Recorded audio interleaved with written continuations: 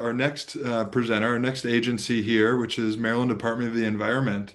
Um, and joining me is, let me make sure I have that right. Yeah, Maryland Department of the Environment. And so joining me is Secretary Mcllwain. I have the honor to introduce Secretary Mcllwain, who has served as Maryland Secretary of the Environment since 2023. And with her, she brings an extensive federal and state experience in environmental policy, operations, and environmental justice, including leadership roles at the California EPA, the US EPA, and the US Department of Energy.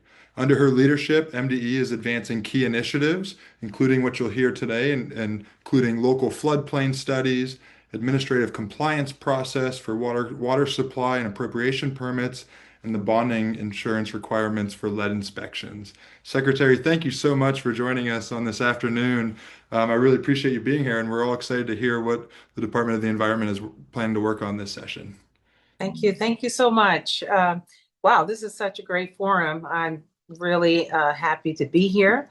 Thank you for inviting me and just, having this opportunity to share what MDE's legislative agenda is for 2026.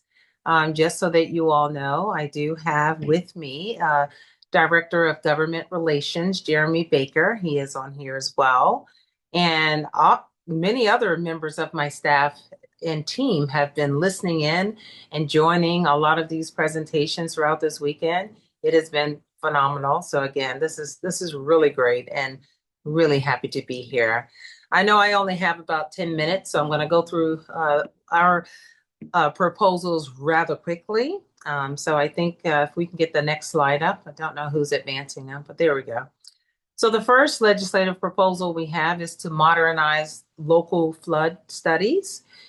Just so that you know, most local governments in Maryland, they're still using the old flood management plans that were created. I think they were created back in 1980 and 1996. So this proposal is going to require that the jurisdictions update their studies and maps, particularly when it comes to the high priority watersheds. It's also going to require that any of the new findings of those studies that they're integrated into their local hazard and mitigation plans.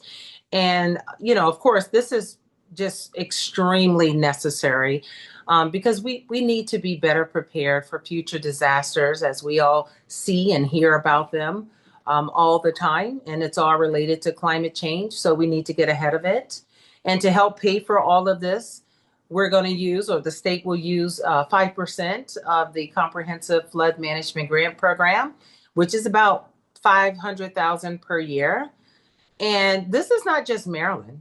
There are other states like Texas and Florida.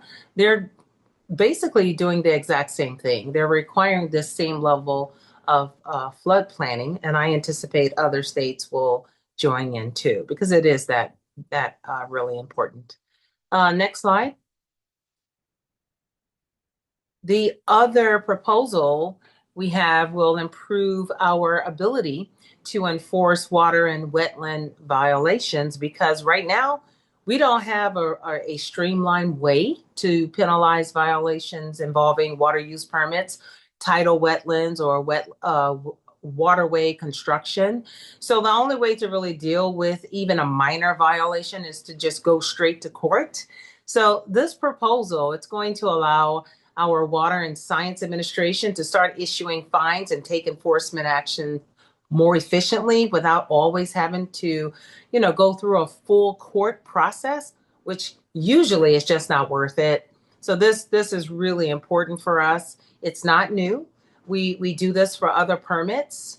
And as I think I've said this before, some of the things we're trying to do is, again, to be more efficient.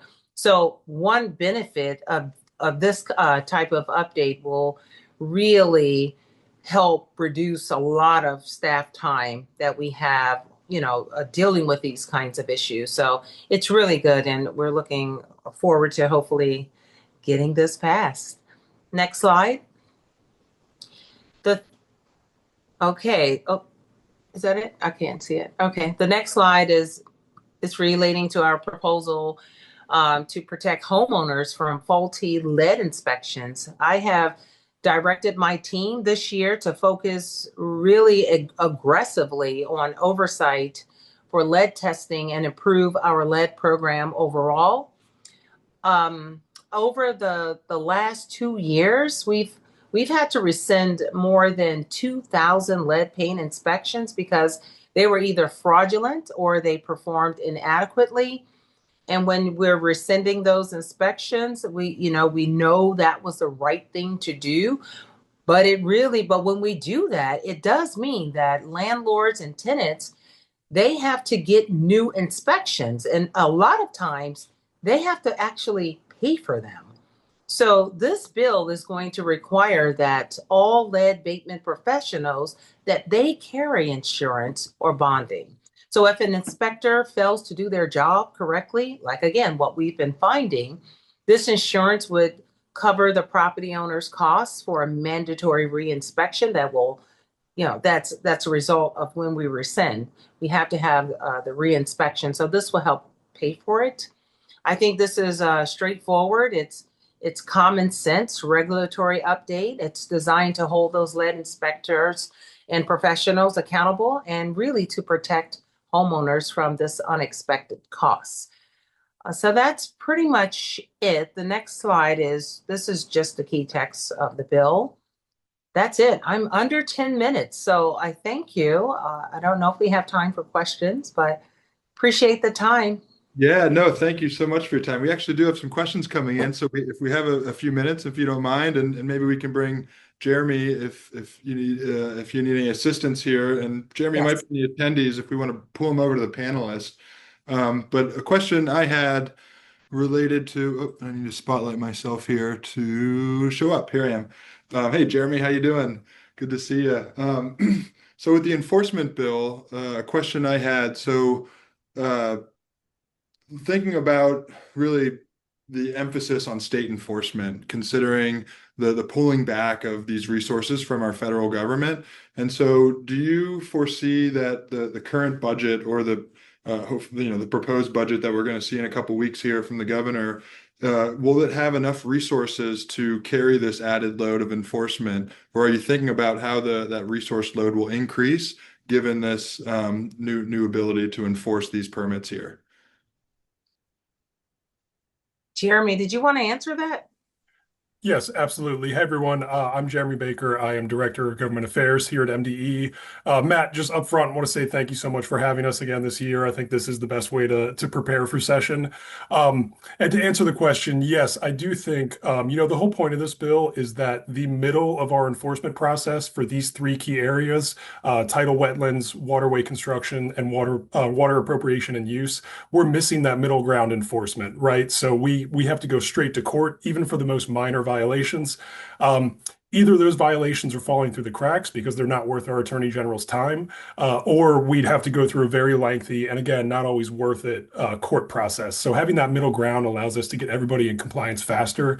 Everyone doesn't have their guards up as much because the attorneys are not quite as involved in the administrative process. We can, settle the compliance case faster, cheaper for everybody, which allows our inspectors to, and compliance engineers to more efficiently work. And we have been increasing our compliance staff in the last few years, including thanks to several bills that this group has been instrumental in. And so, yes, I do think we are prepared, and I think this gives us just another great tool in the toolbox.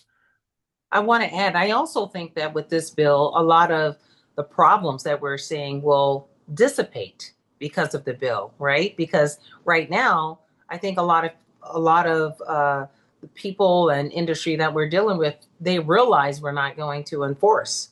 And so when you have something like this, I think that that may go down as well. Yeah, I appreciate that perspective because we need to have the laws on the books and we need to have the enforcement ability to enforce those laws. And I think this really brings both of those into perspective. So thank you. One more question that came in. Will this apply to existing permits as well as new permits, or will this have a date forward kind of approach looking at it? Yeah, it's a good question, Matt. And so, we will have that enforcement authority as of the effective date of the bill, right? So any violations that occur, July 1st or October 1st, I think the effective date's going to end up being July 1st for that one. But any violations that occur after that for existing permits or, oftentimes violations are discovered when you're getting your permit renewed. And so, yeah, it is prospective, but it will, apply to current permits as well. Great. Yeah, I appreciate that. And that makes sure we can cover, all the breadth of issues out there that are under permitted activity right now. So I just want to thank both of you for joining us today. I love this program, not only because of the depth of legislation that we hear about, but because of the agency's involvement. It hasn't always been this way where advocates and the agency are working so closely together. But as you pointed out, Secretary, so many of your staff have been here throughout the whole weekend, plugging in and really getting attuned to what's going on, and that brings me a lot of security in knowing that we've got partners within the agency to work on this stuff. So thank you very much, both Jeremy and Secretary Mcllwain, for joining us and for presenting on these pieces of legislation today. Thank you. Yeah.